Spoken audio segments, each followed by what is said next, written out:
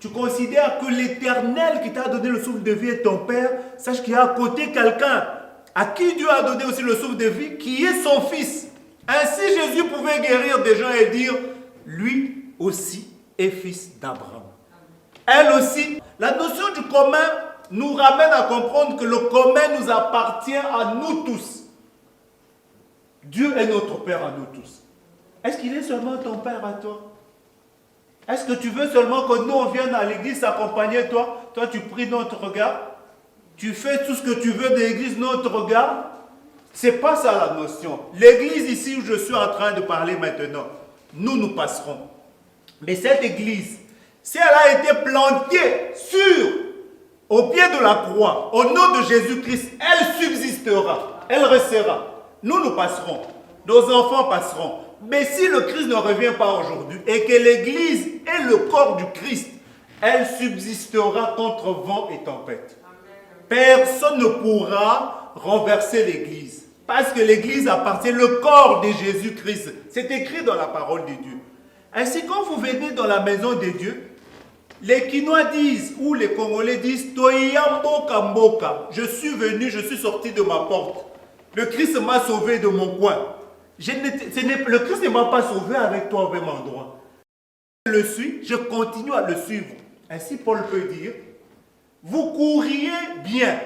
Qu'est-ce qui vous a arrêté maintenant? Alors lui-même dit, je cours, non pas comme à l'aventure. Je ne fais aucune aventure avec quelqu'un. C'est ma vie, en âme et conscience. Je suis le Christ. Je le suis. C'est lui qui veut le suivre. Se charge de sa croix à lui et le suit. Je suis le Christ. Parce que Paul dit, je traite durement mon corps, je le tiens assujetti. Mais pendant qu'on va au front, nous sommes allés avec une armée au front. Si on tue quelqu'un au front, si quelqu'un abandonne des armes, il rentre. Est-ce que moi aussi je dois abandonner, rentrer, le suivre? C'est ça la notion. La vie chrétienne est comme ça. Beaucoup de gens, l'amour de plusieurs, ce sera plusieurs quitteront, ils fuiront Dieu, ainsi de suite. Mais moi, le commun, comme il m'appartient, je reste accroché à Dieu. Le Seigneur peut me faire grâce pour le salut. C'est ça la vie. C'est comme ça que nous avons été éduqués. Alors je disais que le commun appartient à nous tous. Personne ne peut s'en réclamer que c'est à lui seul. Ainsi le Christ dit notre Père qui est aux cieux. Mais il dit, le Saint-Esprit, Actes des Apôtres 10, 34 à 35, la Bible dit, le Saint-Esprit ne fait exception de personne. Le Saint-Esprit n'exclut personne. Mais qu'en toute nation, celui qui le craint et qui pratique la justice lui est agréable. Si tu crains Dieu, si tu pratiques la justice, tu seras agréable aux yeux de Dieu. La Bible dit, le commun, comme je disais tantôt, le commun souvent, c'est lui qui a payé le prix. Je voudrais vous dire, le commun appartient à celui qui a payé le prix. La Bible dit en Apocalypse 5, 9, la Bible dit, il chantait un cantique nouveau en disant, tu es digne de prendre le livre et d'en ouvrir les sceaux, car tu as été immolé et tu as racheté pour Dieu par ton sang. Il y a un prix, c'est lui, le commun lui appartient. Le commun appartient à tous, mais c'est un corps dans lequel nous sommes. Mais le commun a celui qui l'a racheté, c'est le Christ.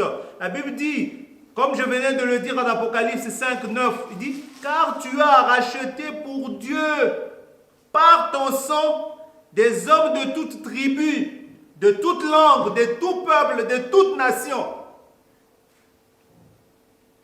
Tribu, langue, peuple, nation. Même si vous venez d'où, mais quand vous êtes rentré dans la maison de Dieu, l'ordre établi, c'est l'ordre du Saint-Esprit. Parce qu'il y a le prix du rachat. Il faut que tu le suives. Ainsi, je voudrais dire encore pour terminer, la quatrième chose, la troisième chose par rapport au commun. Je disais, le commun est indivisible. On ne peut pas diviser le commun. Si tu vois dans la vie, tu vois des frères qui chantent. Si tu vois dans la vie des frères qui sont en train de faire quelque chose pour Dieu, attention avec l'esprit de division. Laisse-les progresser. Ne divise personne. Parce que si l'œuvre qu'ils font est de Jésus-Christ, c'est lui qui va t'attaquer. Pourquoi je le dis? Parce que le Christ a attaqué Paul. Paul pensait bien faire en combattant l'Église. L'Église appartient à Jésus. Le corps du Christ appartient à Jésus. Si tu veux quitter le corps du Christ, quitte seul. N'influence personne. Le sang des innocents tombera sur toi. Le Christ te demandera les âmes qui se perdront derrière ton comportement. Et donc dit, mon fils, dans ta vie, mes amis, mes frères et sœurs, dans votre vie, quand vous êtes en groupe pour Dieu, attention, le commun est indivisible. Pour tes raisons, n'influence personne à la perdition.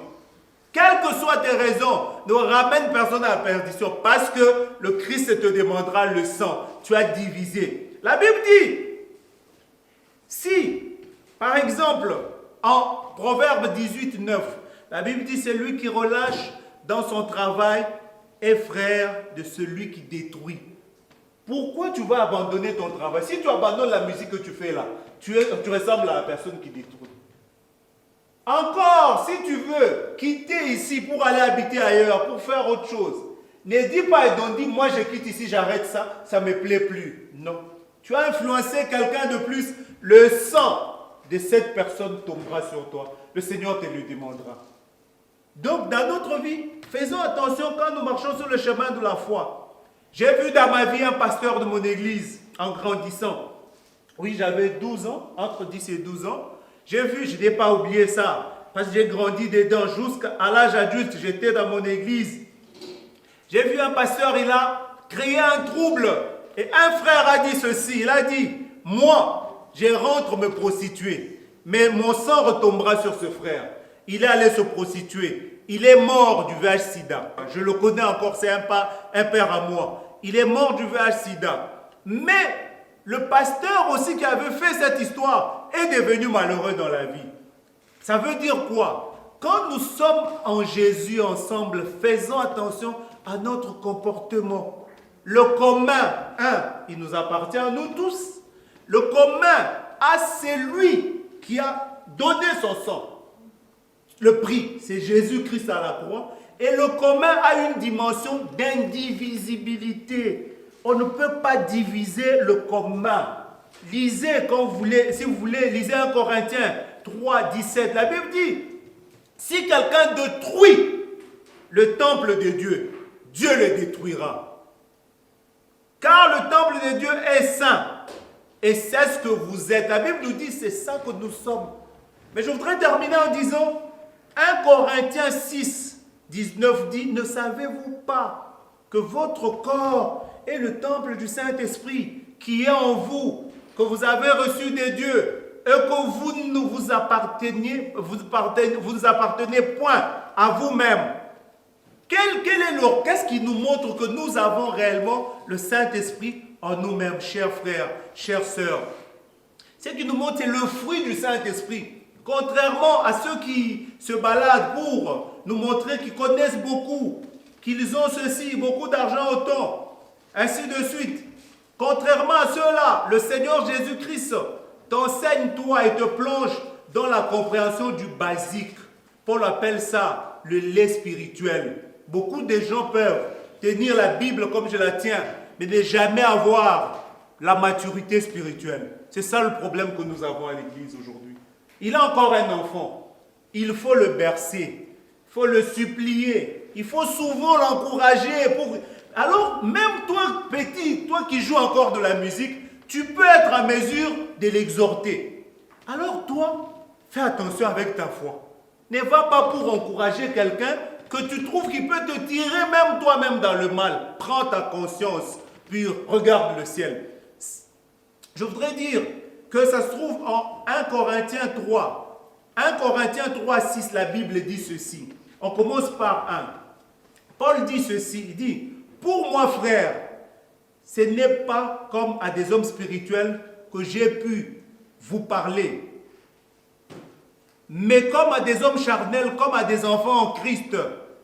Je vous ai donné du lait, non de la nourriture solide, car vous ne pouviez pas la supporter. Et vous ne pouvez pas, même à présent, parce que vous êtes encore charnel. beaucoup de gens suivent l'église, ils viennent à l'église, mais ils sont encore charnels. Quand vous les voyez en lisant Galates 5, quand vous lisez Galates 5, vous allez comprendre. Avant 22, vous allez comprendre. 22 dit le fruit de l'esprit c'est. Mais quand vous voyez quelqu'un qui dit qu'il suit Jésus-Christ, son comportement dans la vie, dans le corps, il ne se retrouve pas avec le Père comme son Père, Dieu comme son Père. Son résultat, nous le voyons. Je veux que vous notiez Galates aussi, à côté. Mais j'étais en train de lire 1 Corinthiens 3. La Bible dit au 3e verset, en effet, puisqu'il y a parmi vous de la jalousie et des disputes, n'êtes-vous pas charnels? Et ne marchez-vous pas selon l'homme? Quand l'un dit, moi je suis de Paul, l'autre dit, un autre, moi je suis d'Apollos, n'êtes-vous pas des hommes? Qu'est-ce donc Apollos? Et qu'est-ce que Paul? Des serviteurs par le moyen desquels vous avez cru selon que le Seigneur l'a donné à chacun. J'ai planté, Apollos a arrosé, mais Dieu a fait croître. En sorte que ce n'est pas celui qui plante qui ait quelque chose, ni celui qui arrose, mais Dieu qui fait croître. Celui qui plante ou celui qui arrose sont égaux, et chacun recevra sa propre récompense selon son propre travail. Car nous sommes ouvriers avec Dieu. Vous êtes le champ des dieux, l'édifice des dieux. Je voudrais encore vous dire que la Bible dit, selon la grâce qui m'a été donnée, j'ai posé le fondement comme un sage architecte. Et un autre bâtit dessus. Mais que chacun prenne garde à la manière dont il bâtit dessus. Car personne ne peut poser un autre fondement que celui qui a été posé, savoir Jésus-Christ. Alléluia.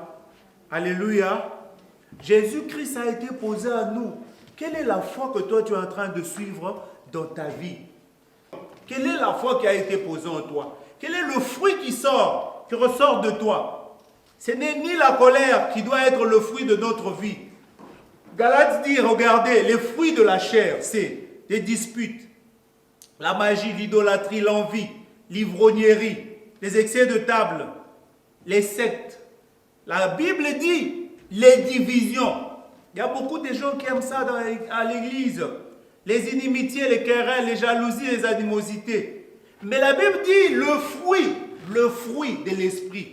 Ce qui montre que l'Esprit de Dieu est dans cette personne, c'est l'amour, la joie, la paix, la patience, la bonté, la bénité, la fidélité. Galates 5, 22. La bénité, la douceur, la tempérance. La Bible dit la loi n'est pas contre ces choses. Souvent, quand nous avançons dans notre vie en servant le Christ, nous oublions que le Christ a besoin que nous puissions nous concentrer dans notre vie pour refléter ce que nous disons que nous sommes. Est-ce que tu es chrétien ce soir? Je te pose la question. Est-ce que tu es enfant de Dieu? Parce qu'il dit, le Christ dit, notre Père qui est aux cieux. Je suis fier de dire que je suis enfant de Dieu dans ma vie. Mais le fruit, est-ce que les fruits de ma vie sont dignes de repentance? Les gens cherchent des églises à gauche, à droite, ils quittent celle-ci pour aller dans celle-là. Le Christ, tant qu'il n'a pas délivré ta vie, l'église, aucune église ne sera bonne pour toi. Si le Christ ne te sauve pas, avec quoi le roi te sauvera? Si le Christ ne te sauve pas, avec quoi le pasteur te sauvera? Il faut que tu crois et que tu acceptes Jésus-Christ dans ton cœur comme Seigneur et Sauveur personnel et que tu le suives comme ton Père. Et si le Christ leur dit, notre Père qui est aux cieux, je reviens par là. J'ai pris le temps d'ajouter un peu des choses juste pour te faire comprendre l'argumentaire et ce raisonnement. Il n'est pas contre la parole de Dieu. Pour te dire, le Christ veut que tous nous nous sentions enfants de Dieu. Le Christ veut que toi, tu ne viennes pas diviser l'Église. Le Christ veut que ton comportement ne soit pas capricieux envers nous. Sois capricieux envers ton Père. C'est notre Père. Ce n'est pas à nous, à toi de nous faire, à nous des caprices. Si tu as un problème, retire-toi de